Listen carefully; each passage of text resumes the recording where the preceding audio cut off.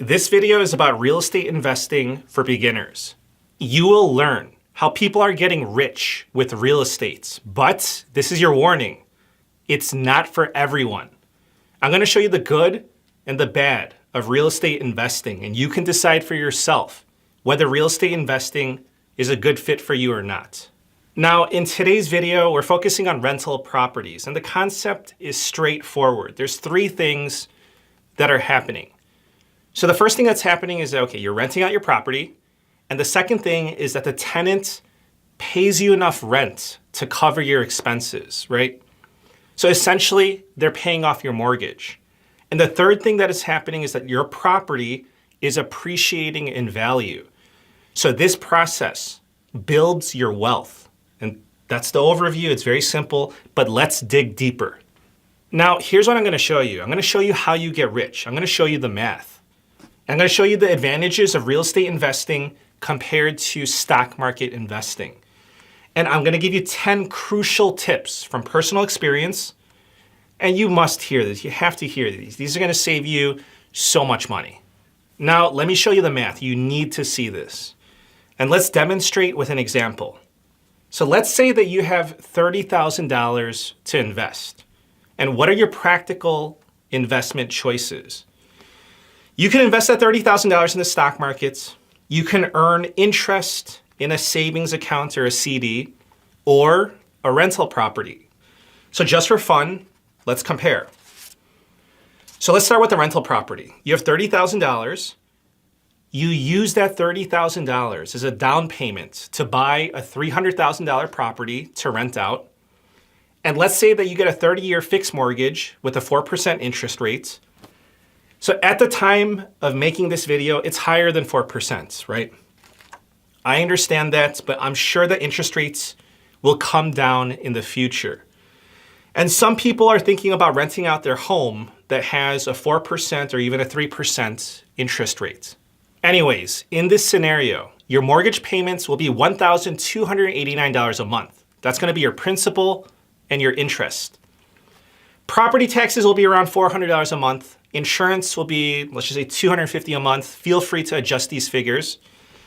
But roughly, your expenses all in will be $1,939 a month. If you can find a tenant that's going to pay you rent of $1,939 a month or more, then after 30 years, you've paid off the mortgage.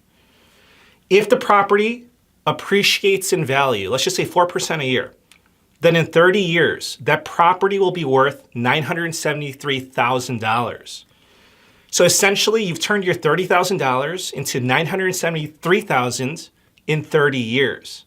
So that's about a 12% return annually for 30 years. So how does this happen? How do you get a 12% return? It's because you're benefiting from the leverage. So let me explain.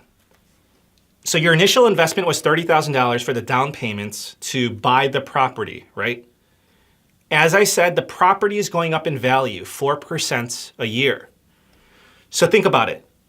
It's not your $30,000 down pay that's increasing in value by 4% a year. No, it's the $300,000 property that's going up by 4% a year. So for example, if you make a 4% return on $30,000, then you would make $1,200. But if it's the $300,000 property that's going up in value by 4%, then you make $12,000.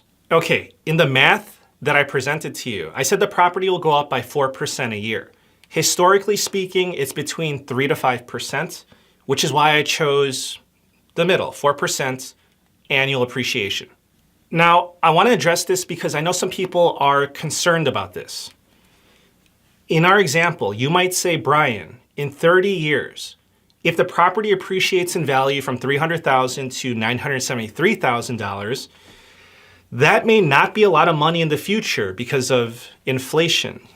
I agree that 30 years is a long time from now. My response is, I want to give you a different perspective. So here's how I see it. So having a rental property will be your protection against inflation. In these crazy times that we live in, we don't know how bad inflation is going to get. especially in 30 years. We don't know what the Federal Reserve is going to do in terms of money printing. Maybe inflation will get further out of control. Maybe home prices will inflate way more than 4% a year. Regardless, at the end of the day, you will own a property debt-free. So let me put it to you like this.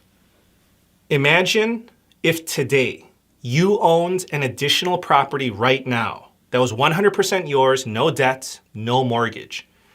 Would that be a meaningful amount of money to you?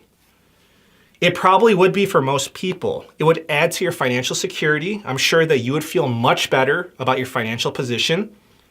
And I guarantee you, it's going to be the same thing in the future. In the future, if you own an additional property that is 100% yours, no debts, no mortgage, you're going to feel much more financially secure. And it doesn't matter how bad inflation gets. Because if inflation gets out of control, then your property will just go up higher in value. Now let's do this. Let's investigate the alternative that most people would gravitate towards. So rather than investing your $30,000 into a rental property, how about taking that money and investing it in the stock markets?